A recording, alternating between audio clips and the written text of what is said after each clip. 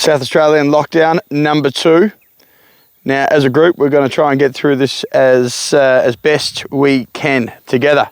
So, 6 bottles of wine, 6 days, starting with champagne, natural from Champagne Caze Thibaut. We are going to consume a bottle together, chat about it, maybe even not even chat about it. I'm not even sure, but it's definitely going to be a little bit more lighthearted than a normal tasting. Now, so I've got some international friends watching this as well, so I'll just give a little bit of a lowdown on what's happened. We've got 22 cases and the whole of South Australia is completely shut.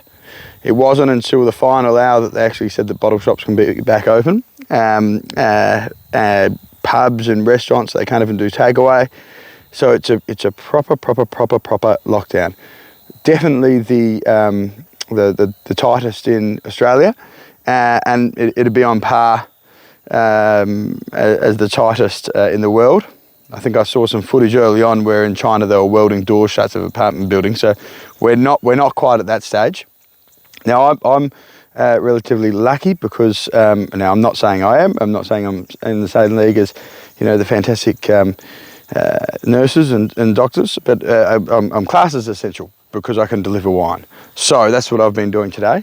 Now, I would recommend that if you are watching this and you would like to have a glass of wine with me, then give us a buzz. If you live in South Australia, I'll drop it to you tomorrow.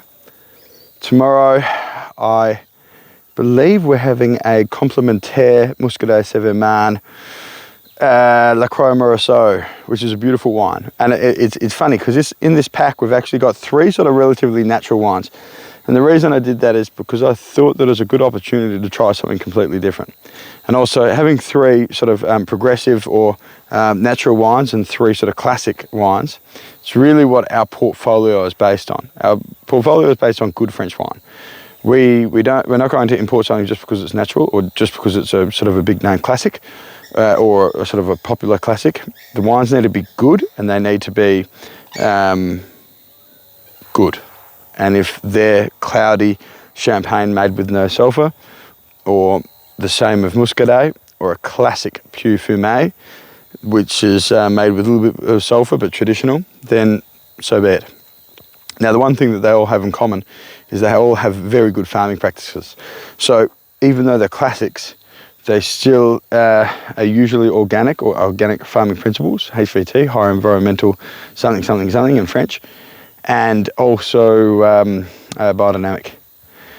But today we are looking at Champagne Caze Thibaut, so based in Châtillon-sur-Marne,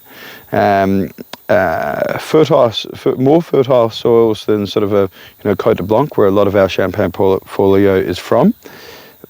But 100% Pinot Meunier made in a very natural and vinous style. So what does that mean?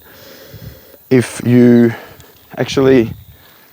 so when you receive the bottle and you lay it down for a bit, there'll be sediment that lines the bottom of the glass, just as it would in a champagne cave when it's building flavour. When it's building those autolysis sort of brioche and sort of buttered bread sort of flavours.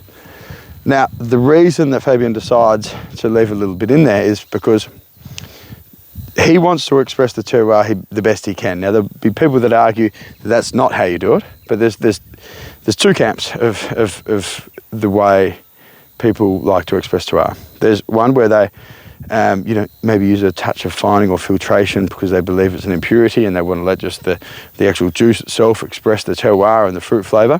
And then there's others that are sort of a little bit more sort of dramatic and full on, where they want to leave as much as they can in the glass. Now, Fabien's definitely of the camp of leaving a little bit more in there, but it doesn't mean that it's full-blown cloudy.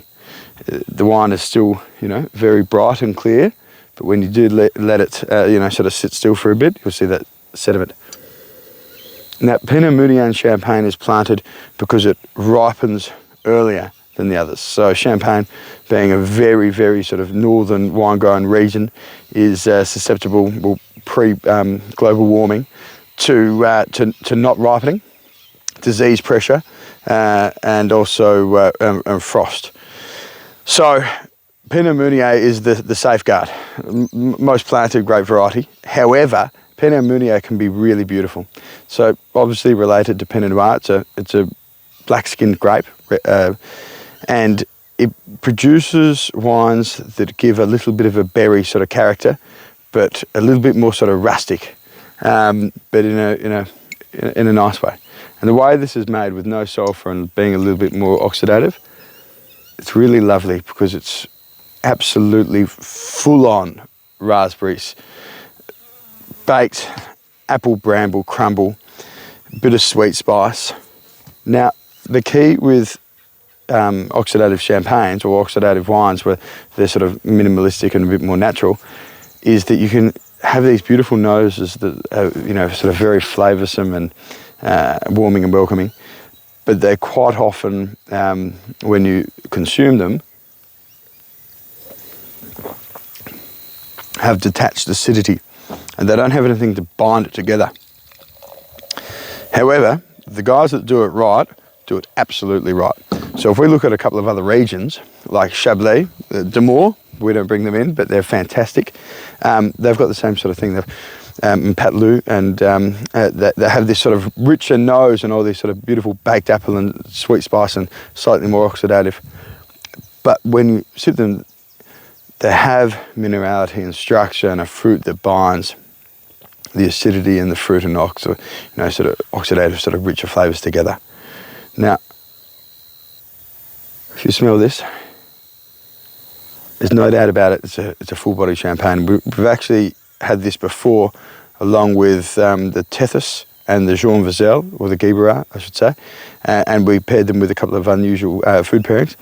This was the hardest to pair, and I actually only really went with bone marrow on toast, and that's because it really handles that richness and that fatty sort of texture, and that much better. And it just makes it such a great champagne for pairing with food, because it can handle things that other champagnes can't. Now, on the palate,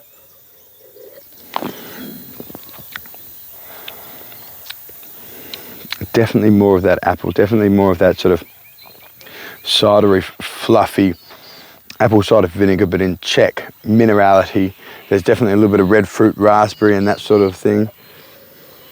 And the other sort of character that stands out is there's a mouth coating sensation, and that is from the little bit of extra sediment in the wine. Now, all the best. I'm going to drink the rest of this bottle, and I suggest that you do too.